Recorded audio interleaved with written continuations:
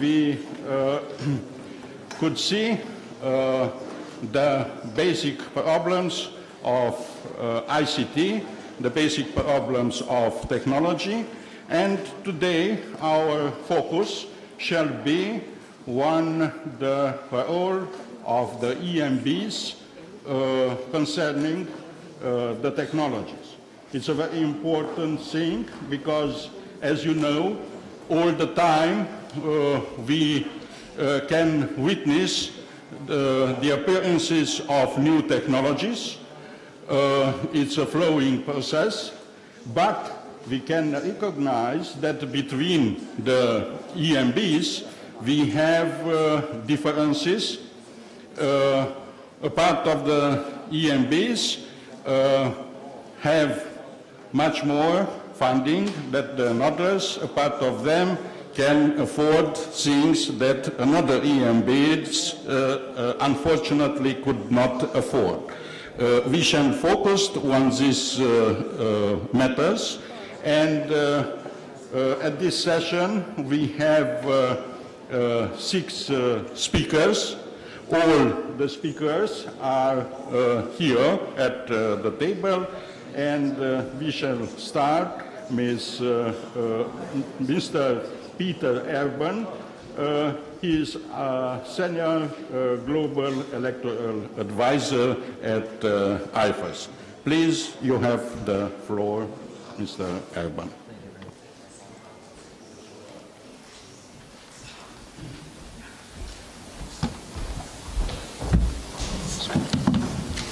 Is the technology on?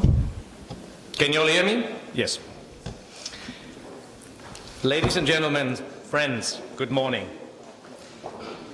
I'm truly honored to stand here in front of such a great group of friends, colleagues, and electoral leaders from throughout the world. I and IFAS would like to thank the AWEB leadership and all of you for this opportunity. I've carefully listened to all the excellent presentations that have been made the past days, and I will try to do my best to speak in extent of these. I am a self-declared technology geek. I own probably every gadget I can get my hands on. So I am not particularly technology hostile. I am just a skeptic of what we can expect from technology. In my 20-something years of traveling for elections worldwide, I have led, assisted, and observed major technology projects being implemented. I have been the proud participant of success, and I have suffered in failures. It has been a sobering journey, and I would like to share a few thoughts with you on why we think traditional thinking and approaches are fundamental to a successful and gradual implementation of electoral technologies. This all in the overarching shared pursuit of more effective and more trusted electoral processes and outcomes. For decades, many have hoped that technology would offer a revolution in how elections are conducted. How often have we not talked about how wonderful it would be if we could do save elections directly on our handheld devices and meet all the important standards that we try to adhere to. Replacing traditional paper-based approaches, it was believed would present a dramatic improvement in voter identification, faster and easier voting and result, higher accuracy, increased transparency, integrity and public trust, and indeed lowered cost. Unfortunately, I believe this promise has yet to be fulfilled. Electoral technologies have proven vulnerable to failure and security breaches, distrust by both contestants and by voters, inflated cost, and to legal challenge. Misperception and suspicion of electoral technology has often proven more damaging than its actual weakness, a fact well exploited by losing candidates, particularly in closely contested, high-stakes elections. Electoral management bodies are under enormous pressure to implement new technologies by politicians, by civil society, by vendors, and by the misperception that progress, being modern, equates to using cutting-edge technology wherever possible. Electoral leaders must resist these pressures and let good judgment and common sense prevail. We at IFES believe that electoral technology can significantly improve the quality of the electoral process if wisely used to augment traditional approaches, not as an immediate and wholesale replacement of such. We believe that both traditional paper-based systems and electronic systems have significant weaknesses and advantages. Used together, they mutually reinforce each other, leveraging the significant symbiosis that can exist between the old and the new. An EMB should be proud to implement, for example, paper balloting, a well-observed manual count, combined with electronic result transmission and tabulation. Even better if, for example, hand-signed result forms and tabulation reports are made available online immediately for public scrutiny and extensive parallel vote tabulation efforts. The old and the new reinforcing each other. What we know well, what people know well, combined with technology that provides immediate transparency and offers the opportunity for our recipients, our customers, the people, to scrutinize what is happening. One fundamental problem is that the discussion, decision, and implementation of new technology sucks out too much oxygen of many EMBs who have limited time and resources. Not only do many struggle to establish appropriate procedures and training for the new technologies, they also unfortunately neglect to maintain their traditional mechanisms in the flurry of activities around new technologies. The compounding nature of these two factors create immense risk for the elections that we are all responsible for.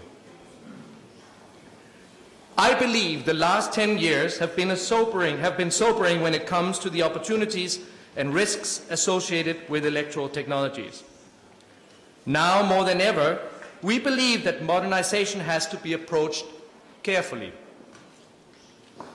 All options available have to be considered, not just a careful examination of all existing technologies, but also the option to create homegrown solutions that perform better in your national context.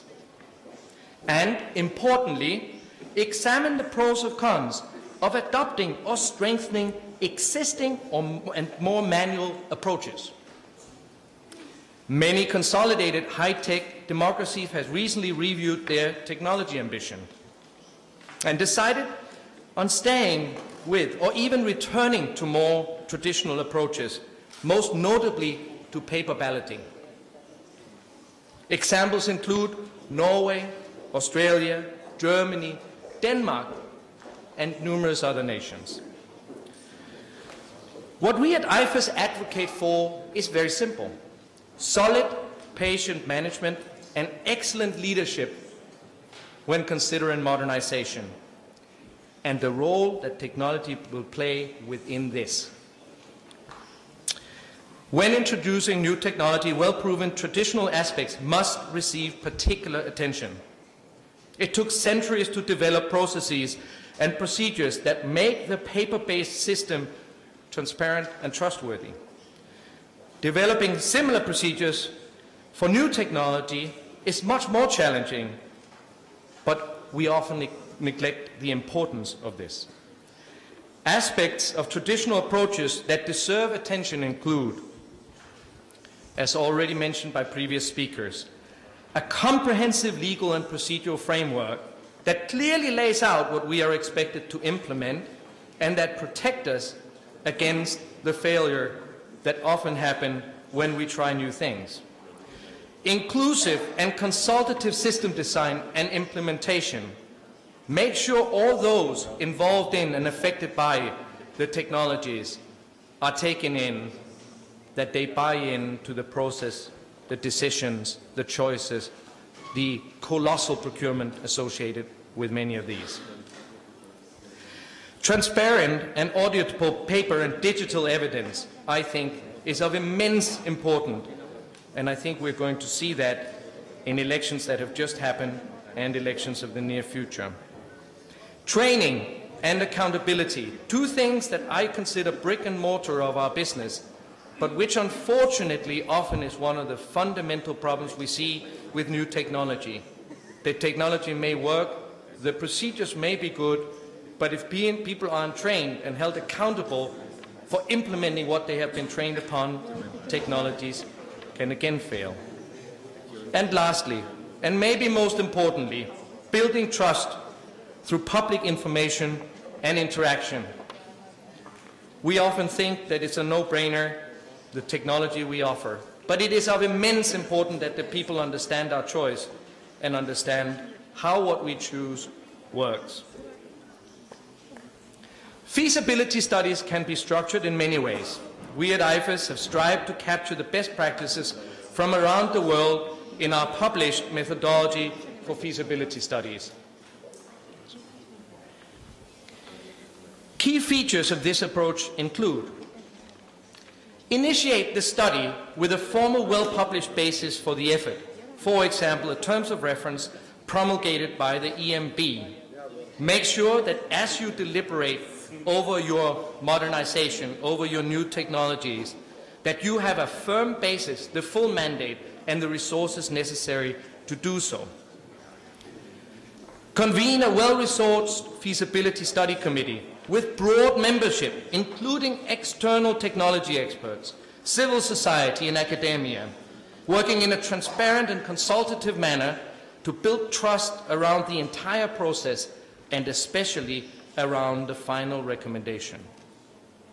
At the outset of such a study, assess the system already in place and the actual cost of this, to have a strong baseline to work from, to answer the question, what problem are we trying to solve with new technology? And through this, establishing clear objectives, not just for the study itself, but for your modernization and what it is that you're trying to achieve. In fact, what problems, what challenges is it that you try to face? Identification of all potential methodologies and technologies, followed by analysis of all factors affecting the choice, affecting these different options in front of you. Functionality, security, total cost of ownership, required legal framework, EMB capacity development requirements, training of staff, voter education requirement, and so forth. And now maybe a point that rings particularly in this setting, well-managed and ethic vendor involvement, where all vendors have an equal opportunity to make their case. This can include a vendor fair where external stakeholders, such as contestants, are also invited to see and feel technologies available and again build trust around the process. Towards the end of the study, comprehensive pilot tests of 2 or more technologies in unofficial elections, scrutinizing all aspects of the proposed technology in real life and taking your final decision based on real-life scenarios. In closing, knowing how much information you've been bombarded with these past days, I hope that you may remember these 3 points from my presentation. Electoral technology is not a panacea, but choose such wisely and combine it with sound, proven traditional approaches, you can have a potent solution. Resist pressure from the outside, especially from vendors and from contestants, and the notion of having to be modern. Control the process by tempering it within a mandated, deliberate, transparent and participatory feasibility study. While much is still to become clear, the situation in Kenya reminds us all in this room of the heavy responsibility that is placed on our shoulders and what immense risk we manage for the peoples we serve. Our thoughts are with our dear colleagues in Kenya as they face this tremendous challenge, and we must do everything we can to assist them in the coming month. Thank you for your immense patience with me, IFES, and I hope that we can be of assistance to many of you in years to come. Thank you.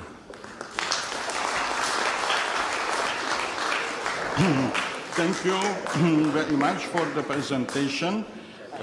We shall go ahead with the presentation of the speakers, and I hope at the end of the session we shall have still time for questions. The next speaker is Mrs. Therese Pies Lanella, Senior Program Manager at International IDEA.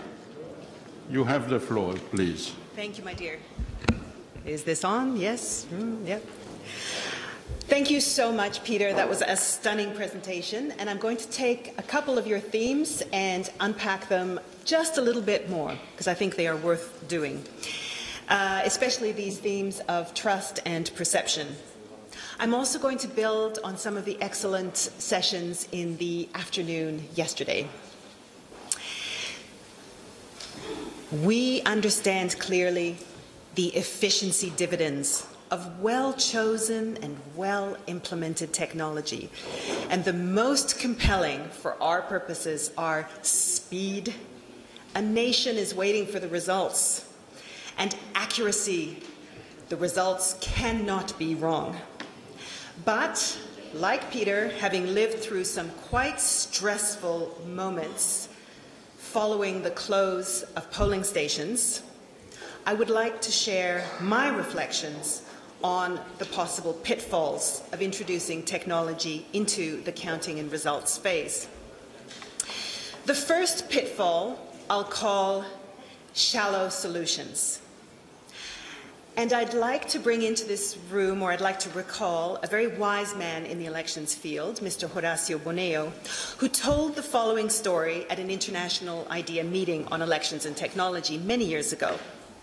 And he told us how a middle-aged man who perhaps had been eating and drinking a little bit too much went to the doctor to check his cholesterol levels. The doctor gave the middle-aged man a stern warning. You must exercise if you want to live a long life. The gentleman then went out to buy an expensive gym membership and some excellent clothes and shoes for doing sports. He felt very smug and satisfied. The man's problem was that he needed to exercise, but his solution was to buy a gym card.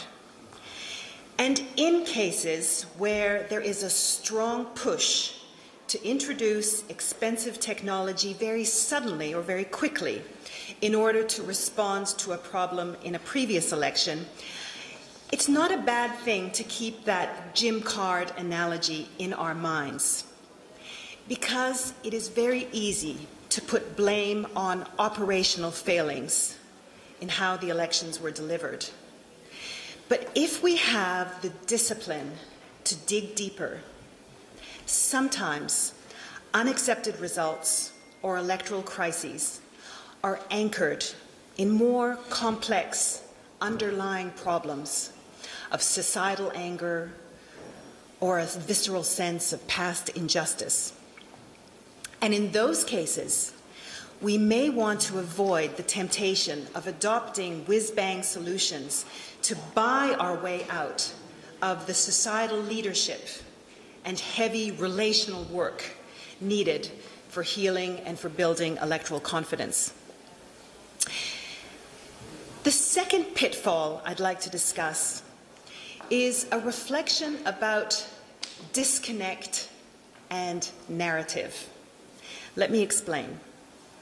There is a gaping chasm, a disconnect sometimes, between people who understand how technology works, people who can read code, people who get which wires have to go in where, and the people who don't understand that.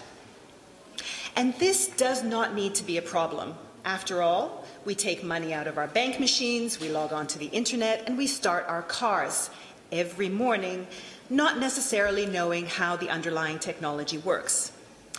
In elections, however, this can be problematic.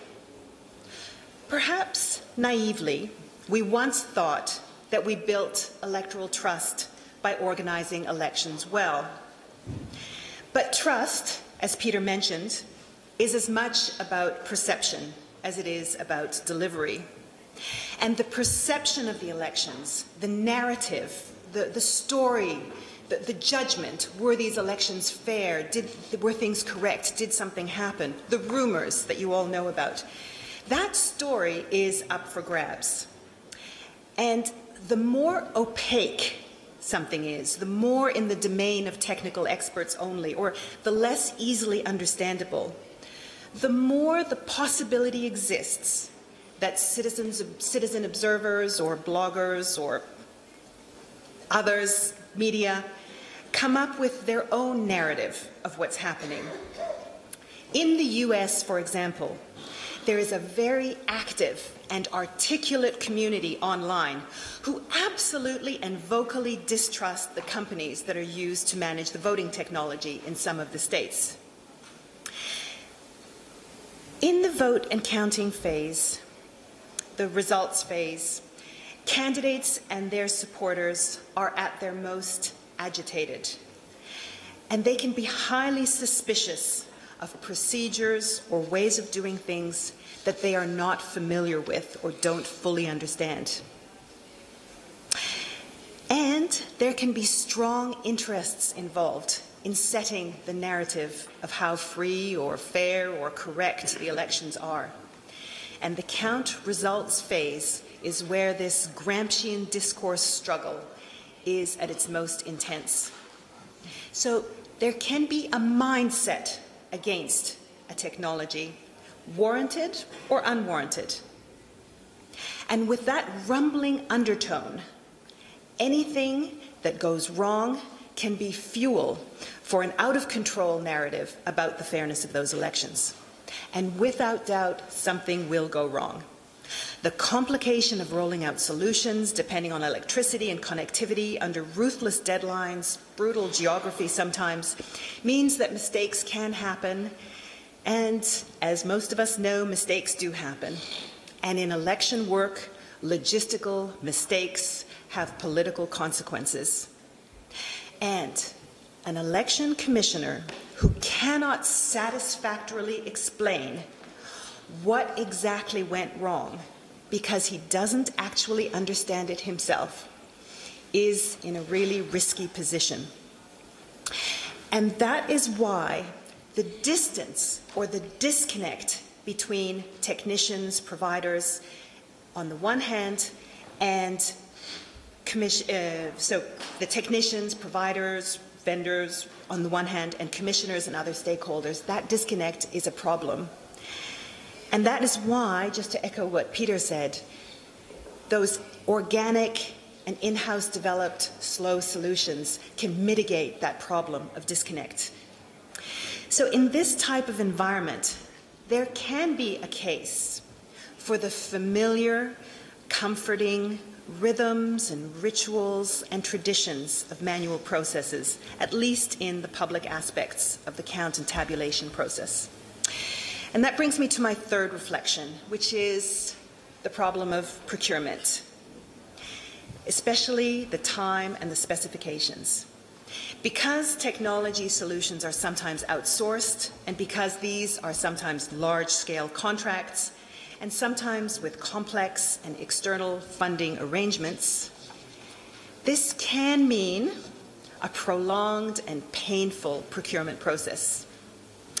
And the principles of a sound procurement process demand precisely what election authorities have the most difficulty sometimes to give, and that is time or timeliness and exact specifications. As you well know, time is the election administrator's most precious commodity.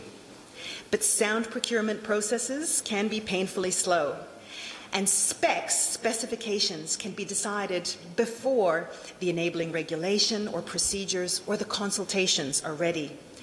And giving exact specifications too early, before understanding what concerns people still have, can become a problem for you at a later stage.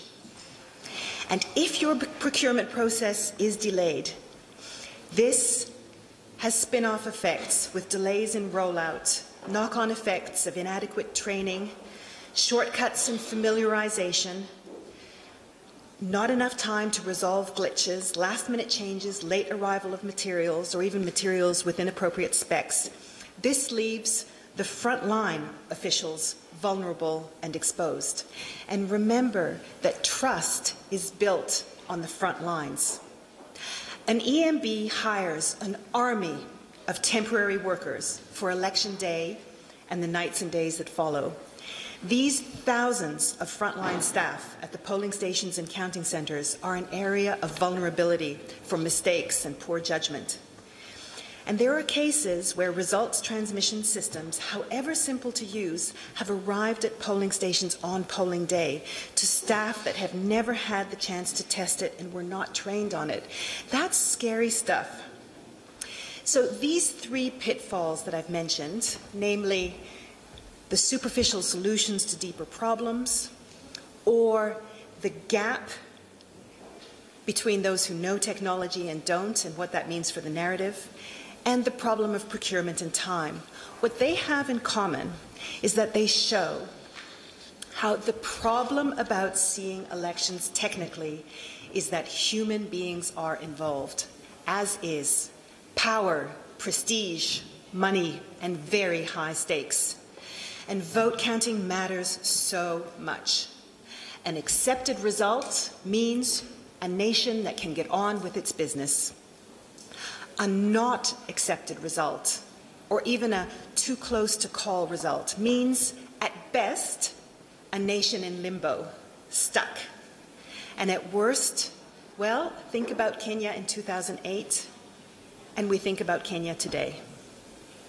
Technology choices must be taken against this background. Elections are societal endeavors. And erring on the side of tradition versus innovation in electoral technology choices depends where the balance of societal confidence resides. Are there tried and true systems used for decades that citizens and political contestants know, trust, and are familiar with? That's certainly the case in Sweden. Or have previous elections been discredited? And now, new technology provides a way to break with the past and to build confidence. That's also quite possible, as many of the examples shown yesterday show. But I think that the question we need to ask is not what technology, but why, how, at what cost, what risks, and with what unintended consequences. Thank you so much.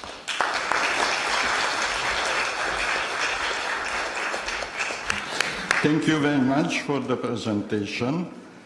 The next speaker shall be Mr. Yi Chu Liu. He is the chairperson of CEC Taiwan. Please, you have the floor.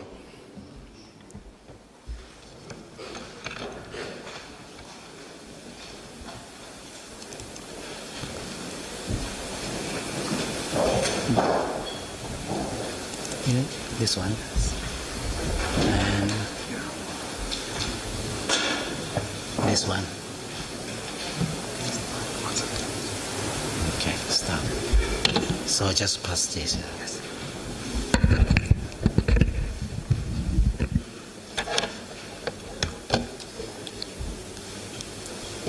Thank you, Mr. Chairman.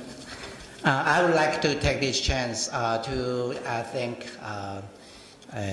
Permanent Electoral Authority of Romania, and also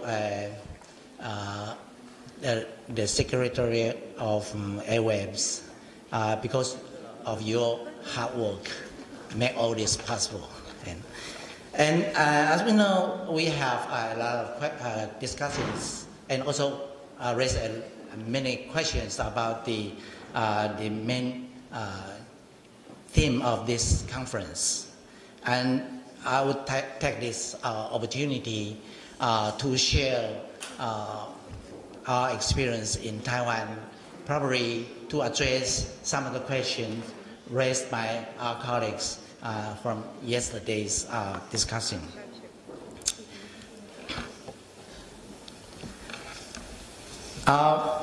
Like some other countries, Taiwan is caught between tradition and modern technology.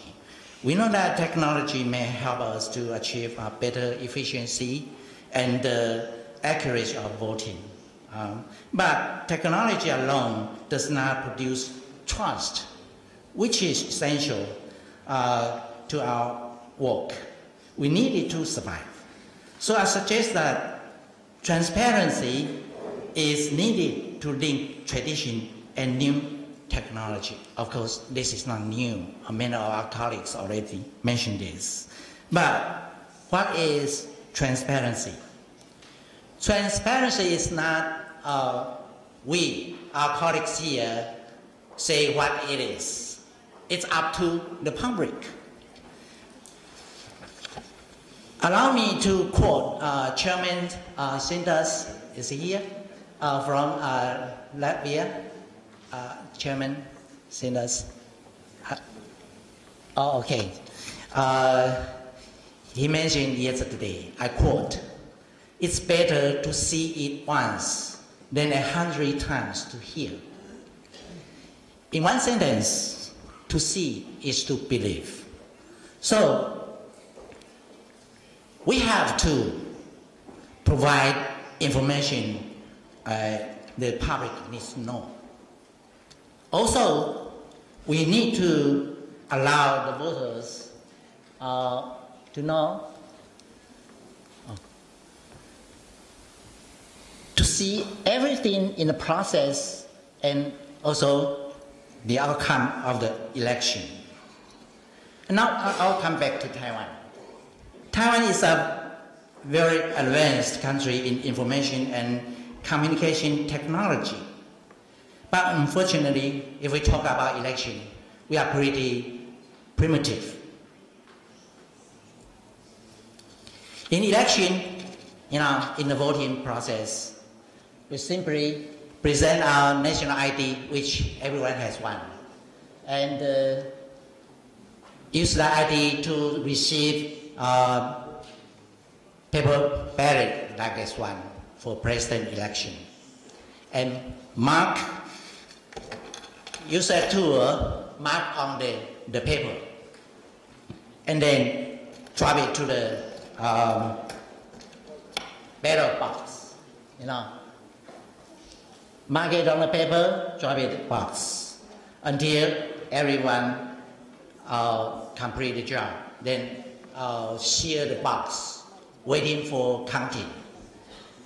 As to the counting process, the first stage is to check if the seal is secure. Open the box, and then one of our staff will take the ballot one by one from the box and announce the selection and record the vote and count, and then display that empty ballot box to show that nothing is left.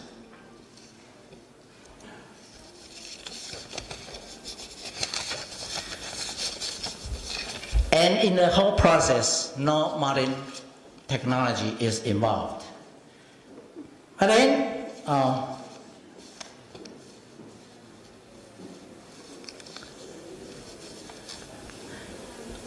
then we complete a written report of the result. And after that, we announce the final count and post the report outside the polling station. Let everyone there to see the result. And then we deliver the report to local station to enter into the tabulation system for comparison and for result update aids.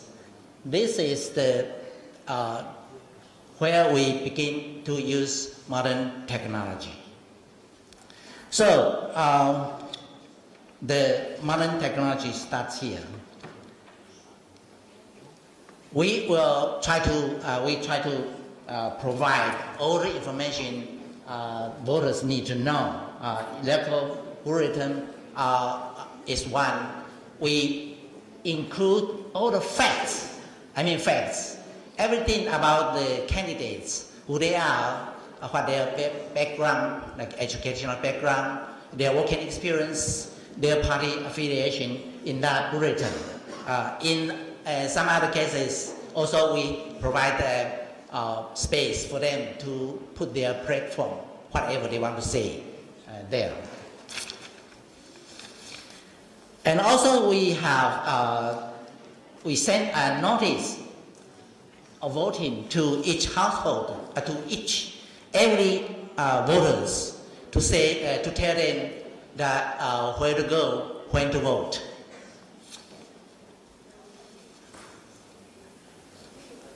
And voters are required to vote at the polling station in person on election day. We do not have absentee voting because the public still have some reservation about absentee voting. As I mentioned, polling and vote counting are conducted in the same place.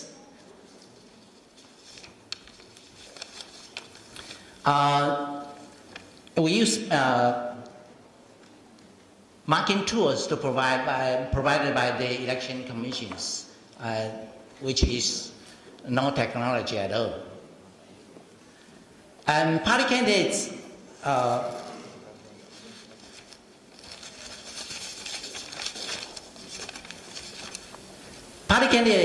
we also provide a very comprehensive observing system there. Party and candidates, they can send their observers to monitor the whole process. And in each of the station, the monitors are from different candidates or different political parties. Polling and vote counting are conducted in the same place, what I mentioned earlier, which means that keeping the ballot boxes under the eyes of the public.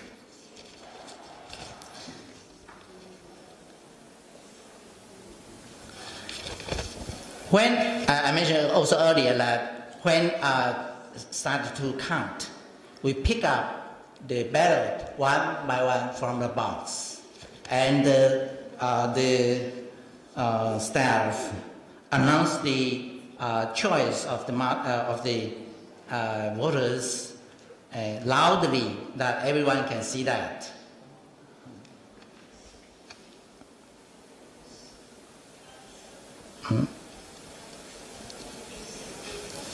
And also,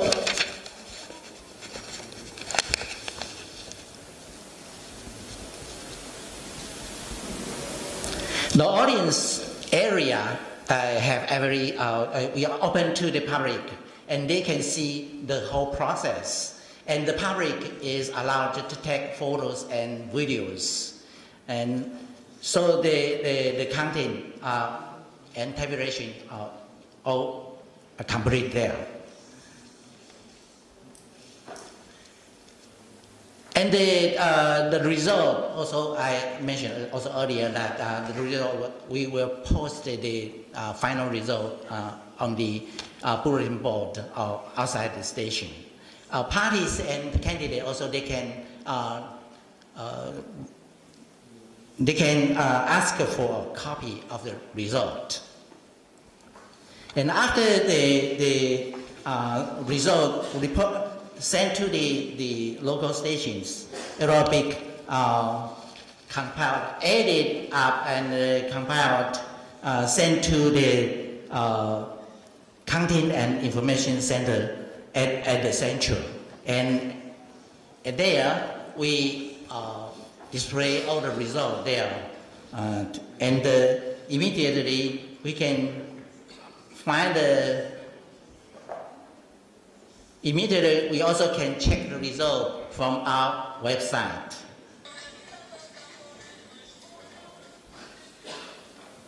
Also, one can use his telephone, his mobile phone, or his computer to check at home or at any places in the country.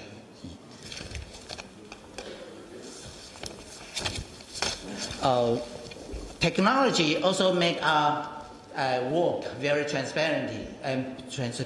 One aspect is that we digitalize all the materials printed on our electoral bulletin about who they are and what their backgrounds, everything, and people can check online. Also, people also can find everything they need to know on the voting day online, check where and when they are going to vote. We also provide a map of the location of his or her voting present. And we also, online, we also provide a system for them to check if they are eligible. And the location, yeah.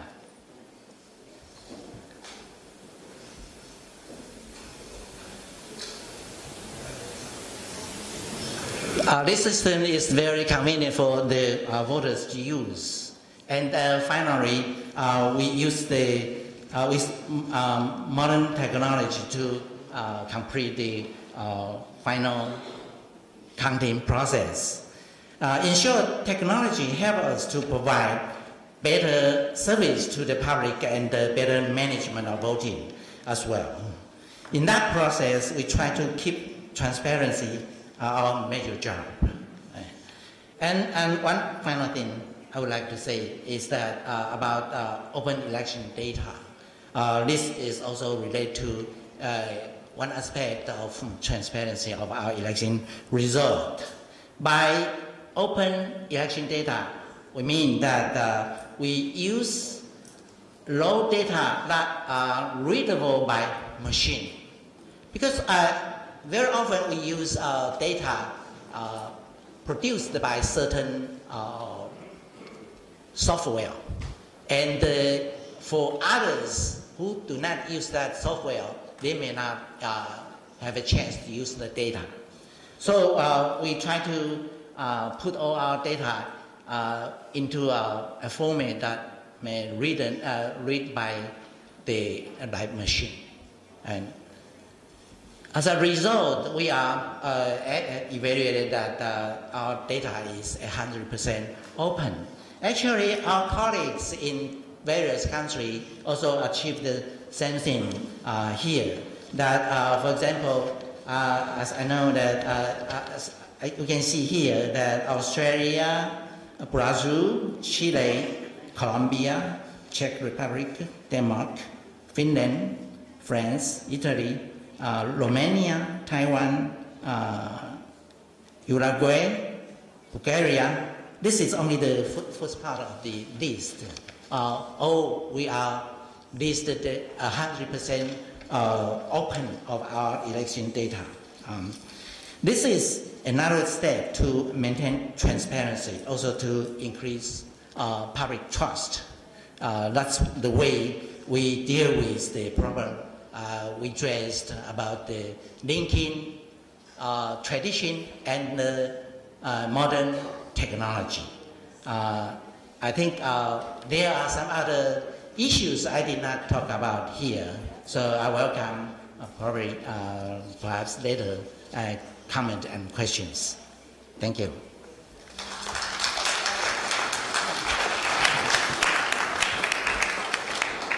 Thank you so much for the presentation. The next speaker shall be Mr. Manuel Caillo, Head of the International Affairs Unit, National Electoral Institute of Mexico. You have the floor, please. Thank you, Mr. Kovacs. Good morning, people. Thank you very much for this this opportunity to share with you some reflections and some very small experience about Mexico. I am not going to go to talk the Mexico. I am going to talk about democracy, technology, comparative perspective, and some challenges that the EMBs we are facing in the new democracy. The jewel of the crown in democracy for electoral management body is trust. If you have trust, you are in another side. Allow me express with more detail.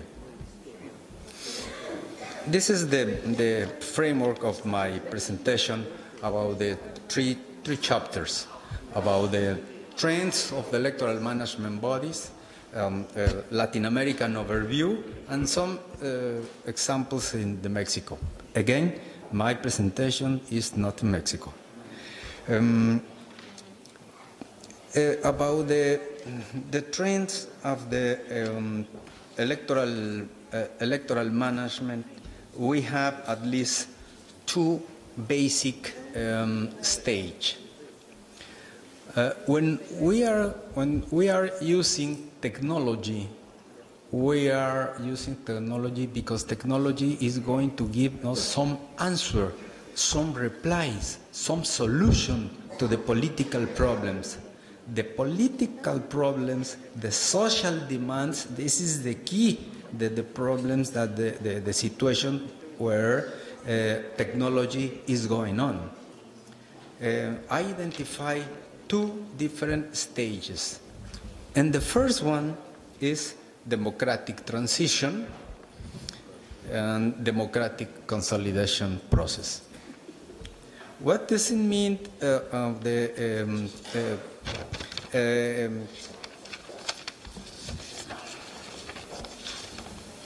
democratic transition period? In democratic transition, we are, I have identified the process where came from authoritarian regime, dictatorship regime, to democratic system. Then, we didn't finish our past, but we didn't start our new age. It's in transition. What was the problem that we have in authoritarian regime? Electoral fraud, mistrust in institution, and mistrust in electoral process. What was the basics that we had in transition period? I am talking about the last 30 years, the previous century. The transition period started around the 1970s and going on in different parts of the world until 2010, and this is a big period. But we focus on electoral fraud. This was the key, because the citizens didn't have a guarantee free and fair election. In the past, we used to have a manipulation or some maneuvers from or Minister of Interior of the electoral management body in charge for organizing the election. Now we put attention on infrastructure of the elections. Why? electoral roll, it was important to have a new electoral list, very clean, free, and to avoid duplication or to avoid that the people who did vote. The second, it was the logistic in organization, ballot papers, the papers as well, because sometimes in our continent, in Latin America, or some authoritarian regimes, the ballot boxes, they used to be full previously to the vote. And the third aspect to take into account in the transition process to avoid having electoral fraud, it was electoral transmission results. This is another aspect that in the past we used to have a tricky to manipulation to the electoral result to avoid someone won and to support another political party won. Another aspect that we put attention in this transition, it was electoral observation. Civil society was out to see and surveillance to the electoral process. Now, in transition period, we have citizens, in the company, to be together close to the electoral process and to be part of the overview to maintain free and fair elections like political parties and candidates. Then this is the in transition period the different measures to take into account. In the second, and another stage is about the process of consolidation of democracy. You know, transition period now, we spend around the 45 years in different parts of the world, and the consolidation democracy had different aspects. Democracy is not going on permanent, light, and all the time going up. Depends of the many circumstances, depends of the society, depend of the political parties, depend of the political condition for electoral contest, many aspects to take into account. But we have now different problems that the previous have in the transition period. Nowadays, the vast majority is in a rule, but we have different problems. Funding, money in politics. This is a big cancer.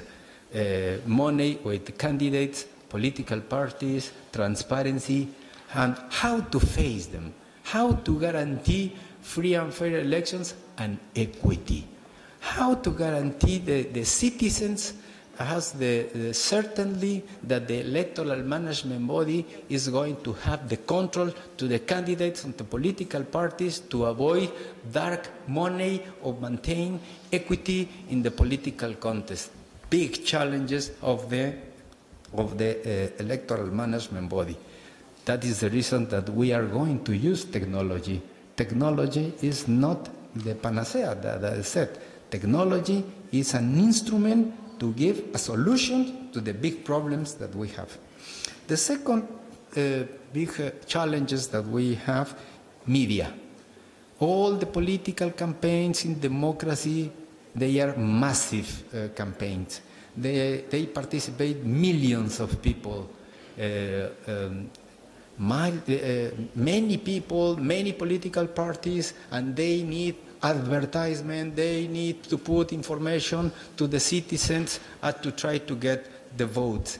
In this case, we have as well instruments to maintain equity and how to guarantee that the people spend money to have an advertisement in radio and television or to maintain an equity with different radio stations and television.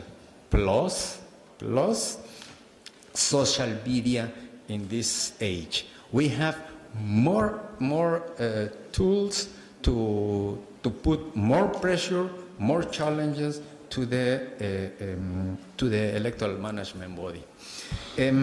Another challenge that we have is oversight the money. How check the money is clean or is in accordance with the law? In many countries, we didn't have money to maintain the control to the income and expenses. And maybe sometimes they said, okay, elections were free and fair. It's okay. We won. Okay, but no equity. The money is dark. Be careful. It's a new challenges of democracy, contemporary democracy.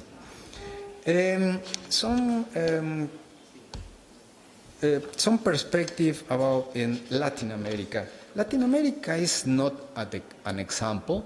It's only part of the world. We don't want to export of our model because we came from the history, the culture, in different aspects in different parts of the world. But in Latin America, we have electoral management body independence in the vast majority of the countries. Latin America, I am talking about the 19 countries, and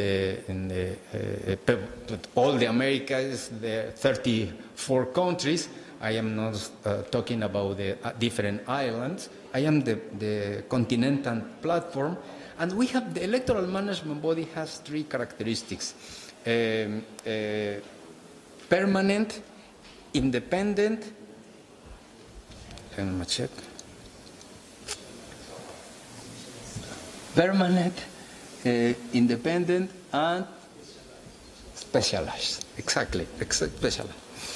In the past, we used to have the Minister of Interior in charge for organizing elections.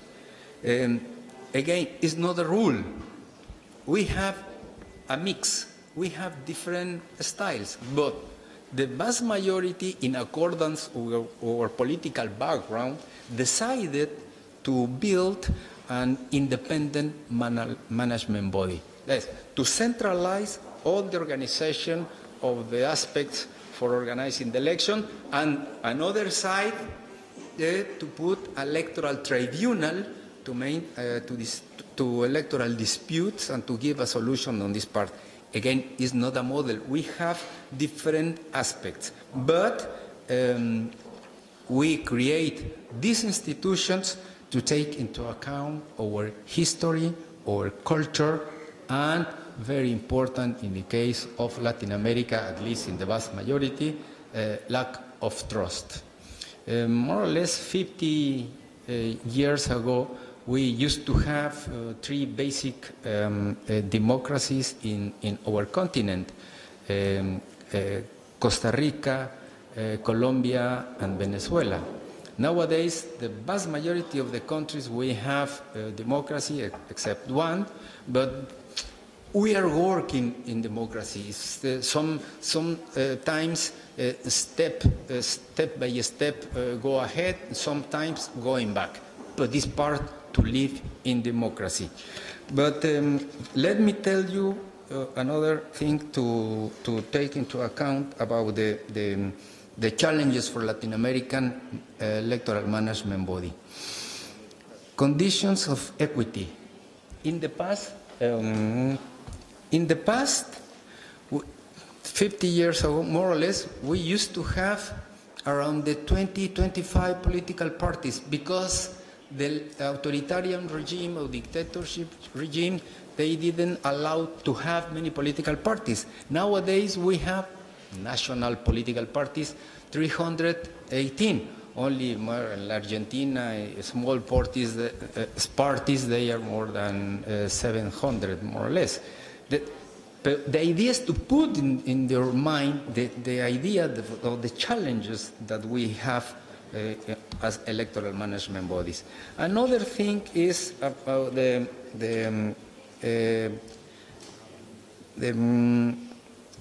access the challenges for Latin American electoral management body is about the population and voters. In the 1990s, last century, we used to have around the 400 millions of population. Nowadays, we have 570 millions of people. We have more than 142 millions of population. Registration to vote. In the past 90s, we used to have around the 229 millions of registration, and nowadays we have more than 399 voters.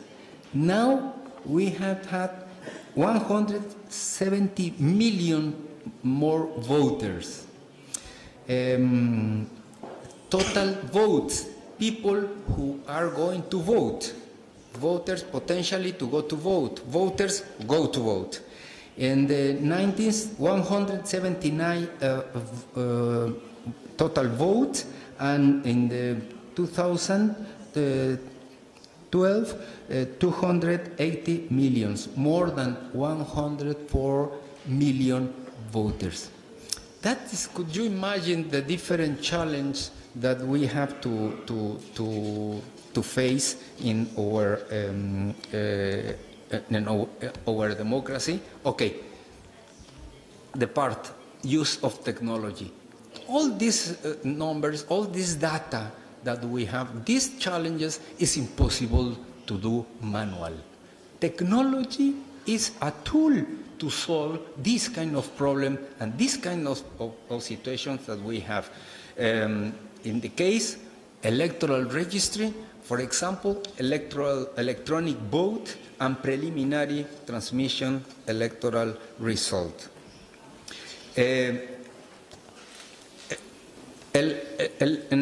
Electronic vote, we have 10 countries that they are involved on going on to have an electronic vote. And we have 8 countries that they maintain traditional format, but the studies, they are going on. Again, it's not a solution, it's not a panacea. 3 ideas about Mexico, and this is the final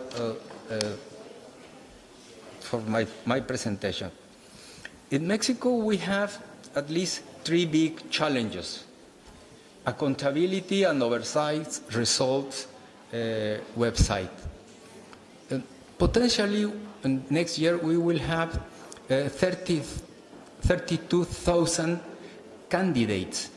All of them, we must check income and expenses and to give a result in 35 days to prove that the people was clean, and to have a solution to say, okay, go ahead, this result is positive, is green, or red light is possible to out as a result.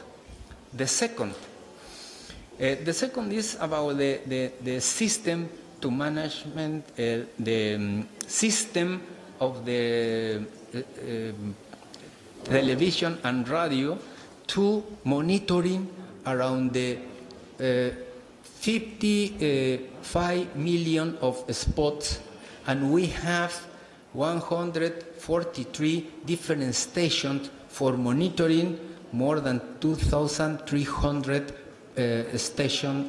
radio and television stations to maintain the equity. INE prepared the program day by day about what time, exactly the order for each radio and television station, and my institution monitoring that this idea apply exactly in the same order in all the stations. Finally, my conclusions is about democracy is important to use technology, but in accordance with the political condition and the social and cultural context. The idea is to maintain trust and efficiency. But it's important, my friends, in accordance with our experience in electoral management body, is to maintain a political agreement with the political parties. Only scientific proposal, only technological idea for fantastic that it was, is impossible if you don't have political agreement with the political parties. And only agreement to maintain the political parties together to see all the process to maintain the trust and the efficiency in the process. This is not the model. This is not the paradigm. This is only the experience, the one country in Mexico where we came from mistrust of the electoral process, and that is the reason that we have to do all these instruments, and of course they are very expensive. But the most important, the most expensive price is our political stability, our peace, and our democracy. Thank you very much.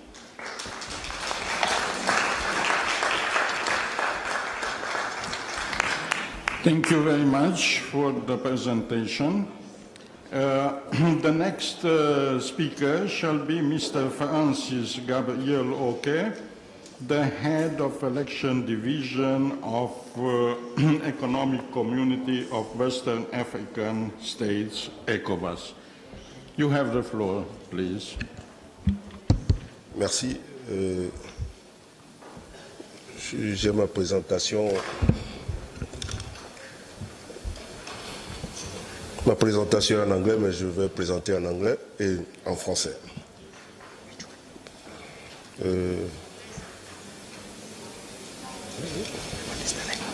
Ok, Francis. Donc, je me soumets à la tradition en remerciant ceux qui nous ont, les organisateurs de cette conférence. Ok, Francis. Oui, yes. Donc,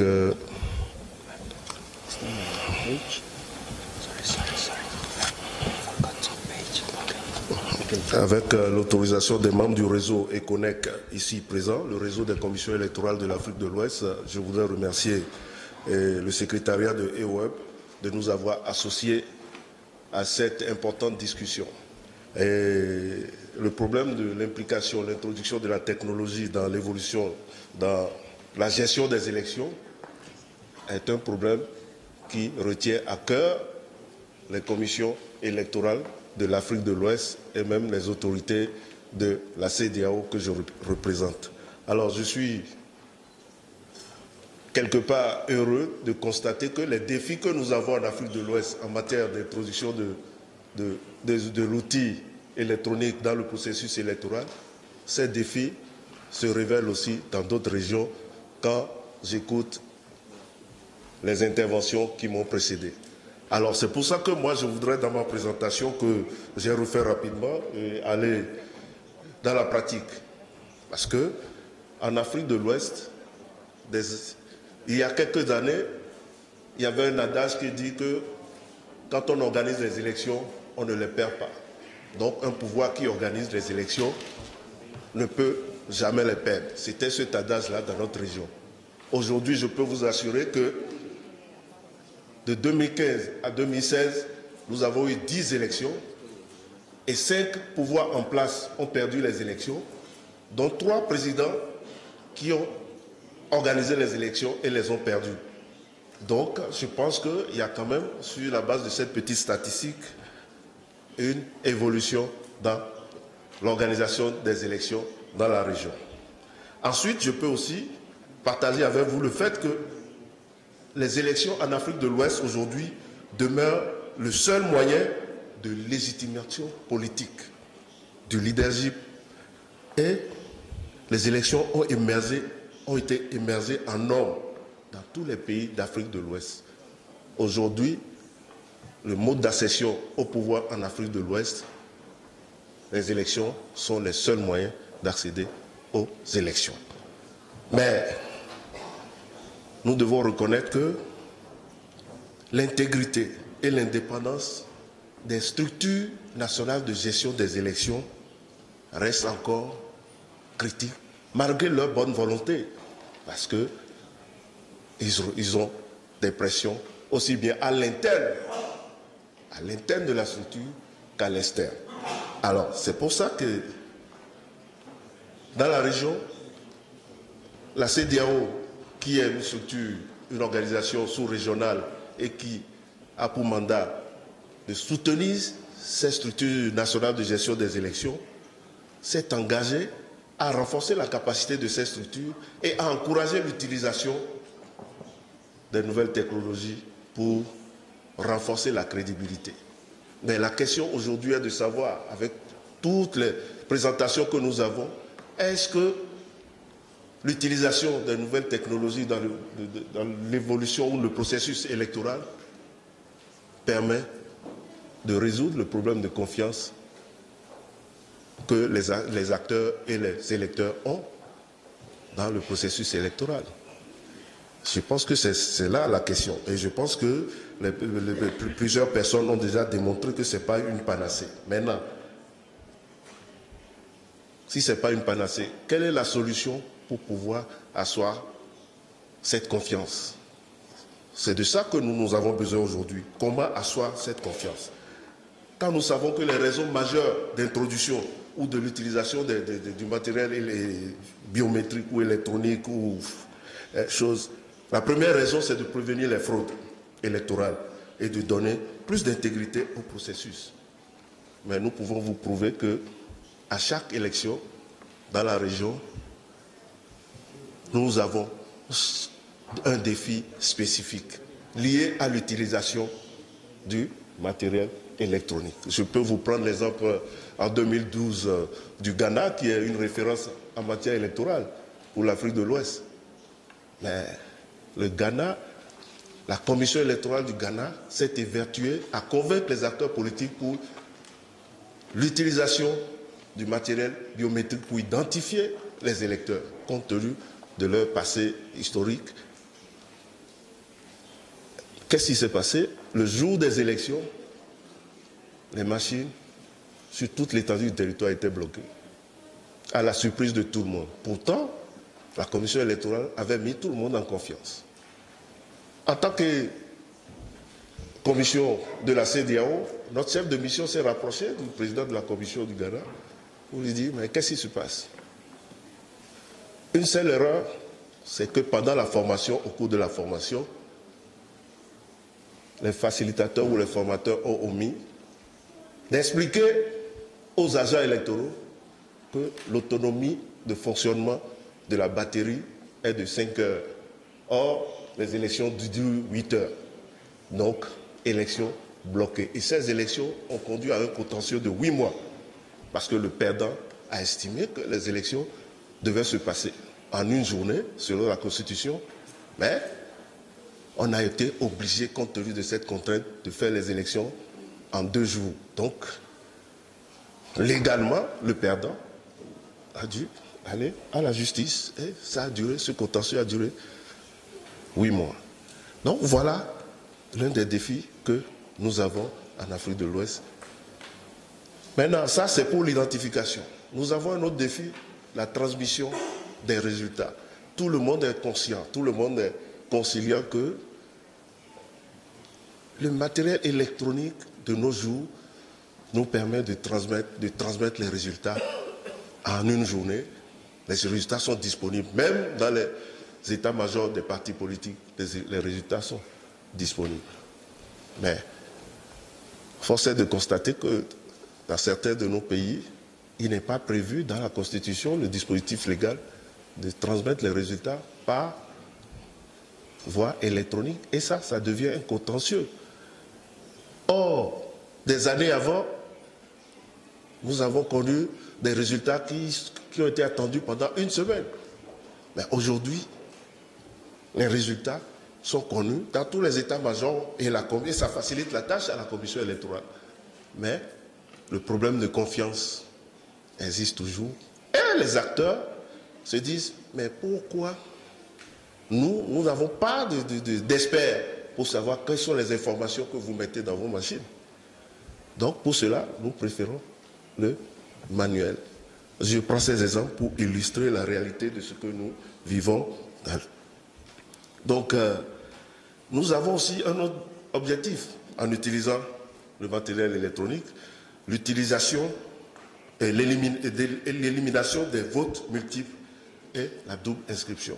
Je peux vous assurer que de nos jours, la question de vote multiple et de double inscription a quand même diminué dans la région et ça, c'est un aspect positif que nous pouvons.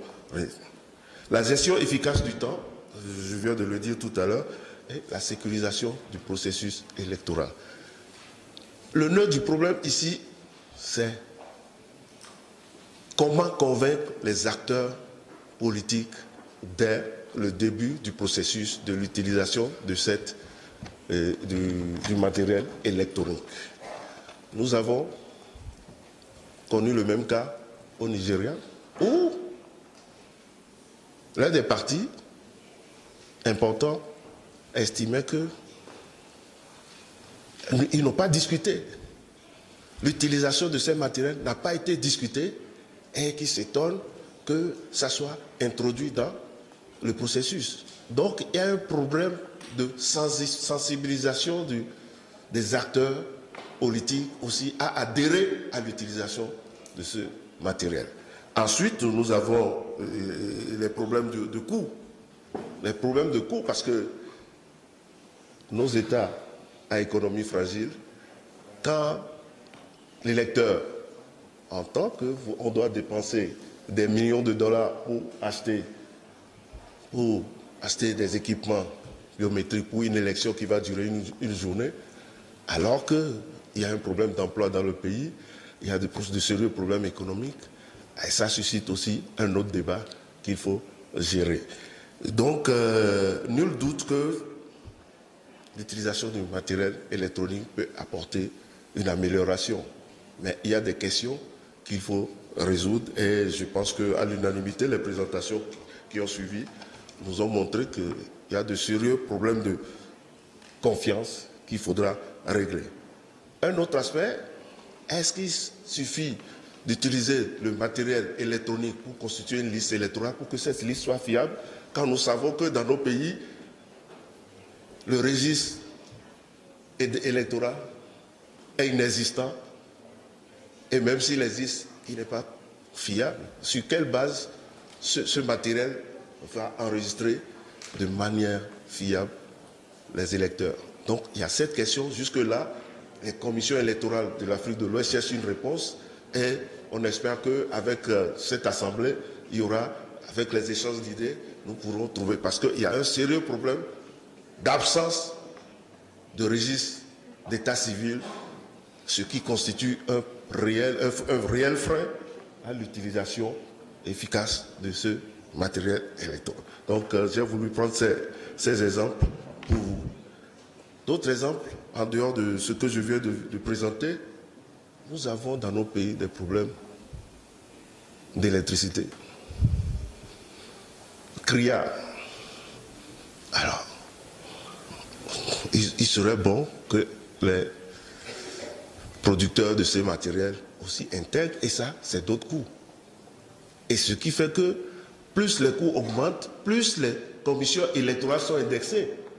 De dire que c'est des marchés que vous voulez, c'est pour se faire des business. Or, la réalité est là.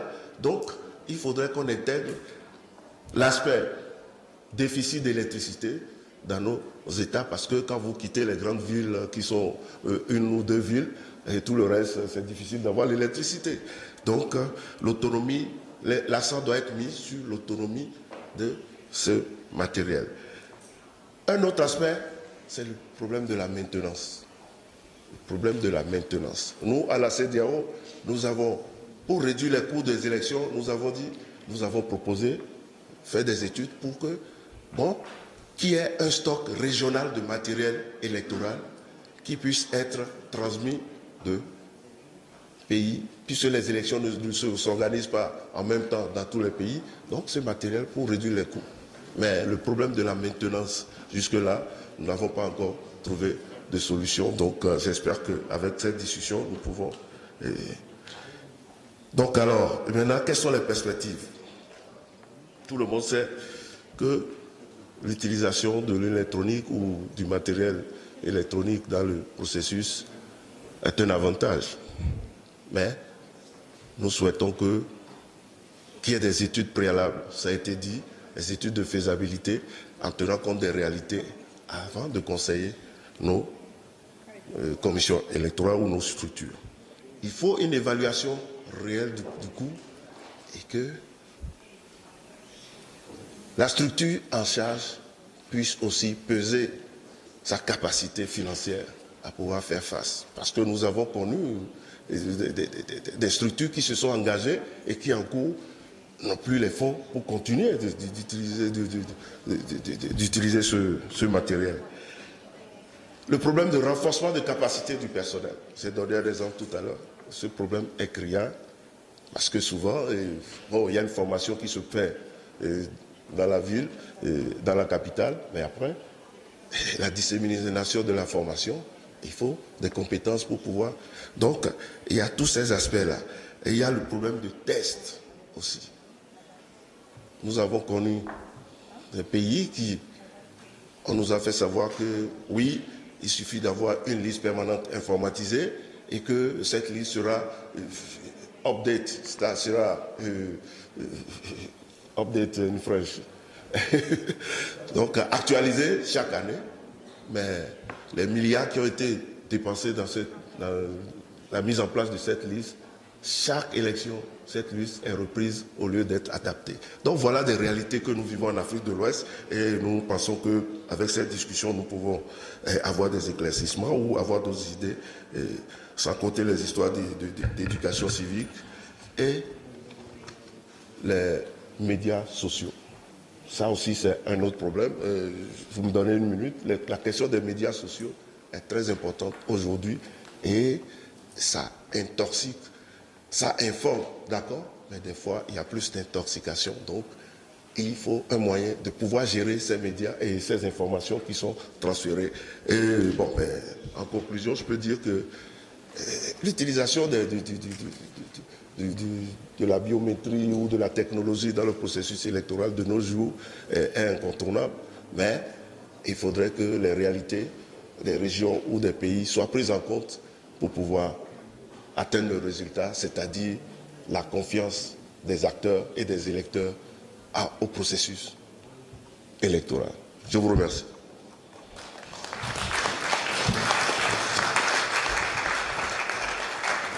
Thank you very much for the presentation. And our last speaker at this session shall be Mr. Matthew Flinders Lemisio, Electoral Commissioner, Office of the Electoral Commissioner, Samoa. You have the floor, please.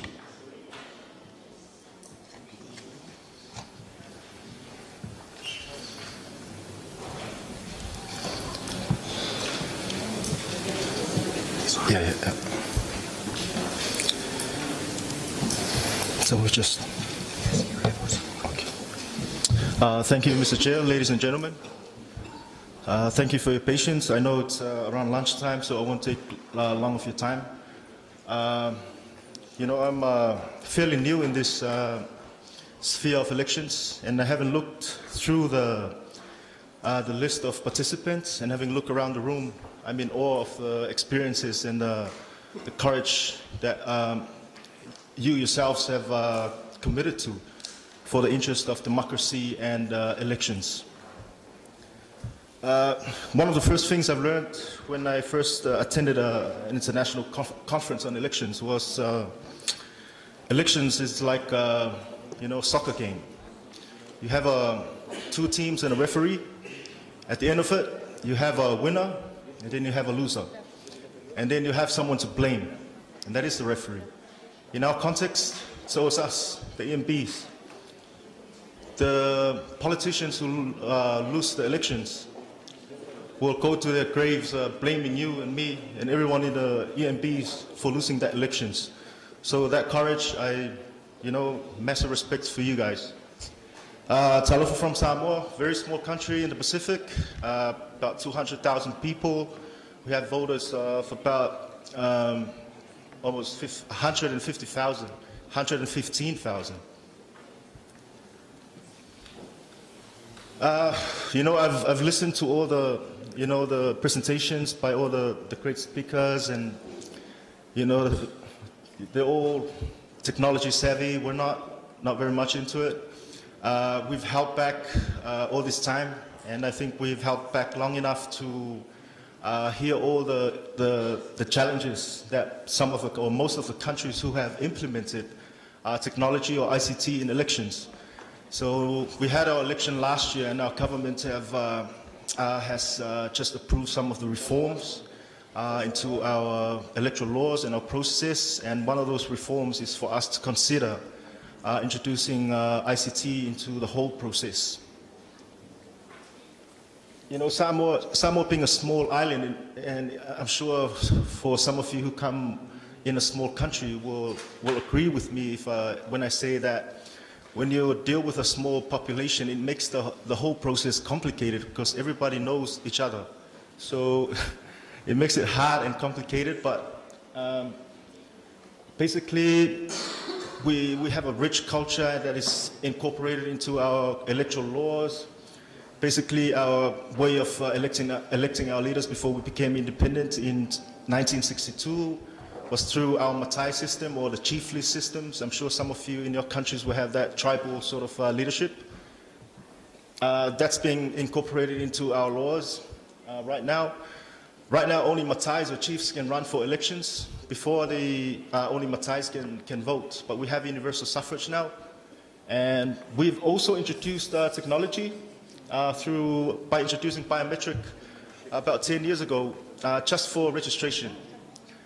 We've held back and we've looked at the technologies that are being used in other countries through voting and counting, and I think this is the perfect time for us to tap into that technology world. For us, like I said, our government are now very much into looking into ICT as part of our electoral process.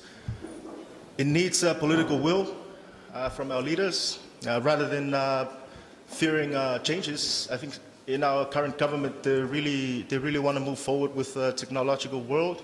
We have 2 submarine cables coming into our country at the end of the year, so we want to make sure that we utilize that infrastructure and make sure that we improve our systems, we make it convenient for our people, and most importantly, we want to make sure that it's secure and voting information remain confidential throughout the whole process. We also want to make it cool. In our last election, we noticed that there's a high number of young people or youth who wouldn't care about elections. When you talk about elections, it's about the old people. But now we want to, with the social media, with the new technology, we want to make sure the new technology is, user-friendly. It's cool. Everyone has a smartphone now, and they can access social media. We want to make sure that that's the kind of concept that's applied to ICT in elections. At the same time, we want to hold on to the human components of the whole process, to ensure that we, that component of trust is still there. Yeah, like I said, changing mindsets when it comes to elections. I don't know if it's the same in other contexts, but in our jurisdiction, people don't care about, especially the young people. But this is the only opportunity for them to have a say and influence the political leaders when they decide on policies and what sort of policies that they can design to address their issues. Culture is very strong in our country and often used as a disguise for corrupt practices. We have a court decision where the court says this is where you draw the line between the culture and corrupt practices. Candidates can preach about ideas, they can preach about what they can do to improve a person's life, but when they start paying money, giving food, it's very obvious that the intention is not to campaign. Yeah, we need to, right now we're in the reform process. We got the next elections in 2021. We've asked the government if we could have all the reforms by June of next year. So with all these meetings that we're going to, with all the new knowledge we're getting from the technical part of the ICT world, I think we're going to make it. We're going to make that deadline, and hopefully we're going to make start our awareness early, start our civic education early, make sure our people are into technology, and hopefully by 2021 we have a more improved electoral system and process. The fact remains that there will be no perfect system, but at least we can have an improved and secured system. We want to improve strengthen our partnership with local and overseas partners. One of our key partners now is AWEB, and they've been working with us on a possible design of a system that we can use that will fit our context. It shouldn't be something foreign. It's something that suits our context and easily accepted and trusted by our people. Capacity building, there's no point of having talking about the process and the system when your staff are not really aware or understand what the process are. So we have a very strong civic education for voters, but also for our staff members. Like I said, it's a short presentation. I know it's lunchtime, so I'm going to stop there. If you ever come down to the Pacific, make sure you book Samoa as your holiday destination. I know you're stressed from all the electoral work. If you want to unwind and relax, Samoa is the place for you. Thank you very much.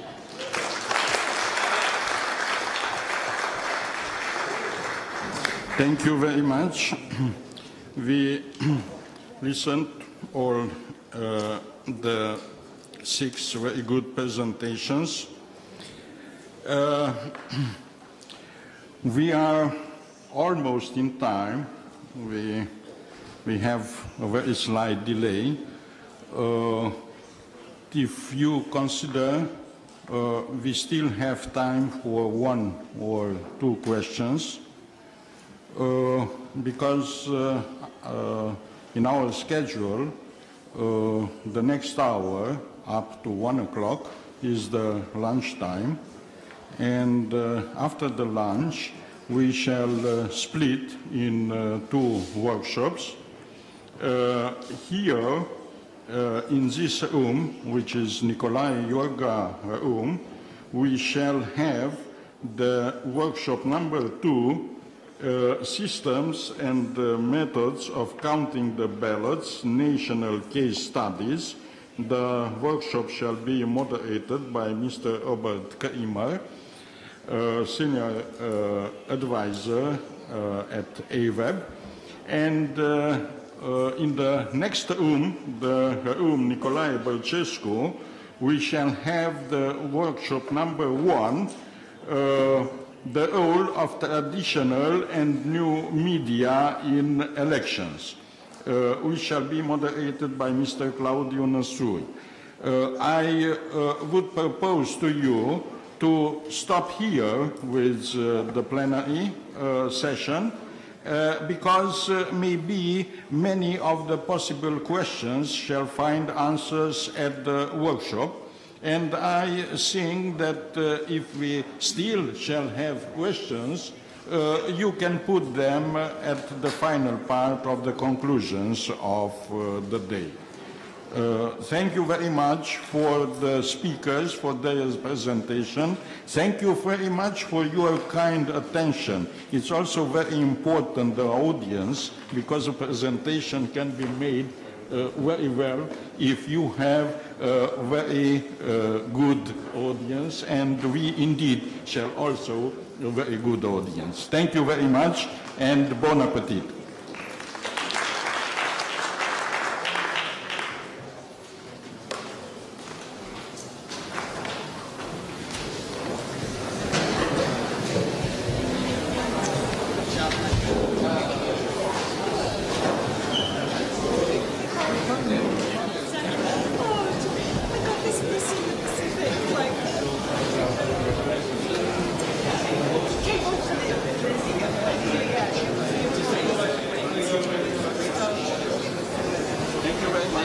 Very good.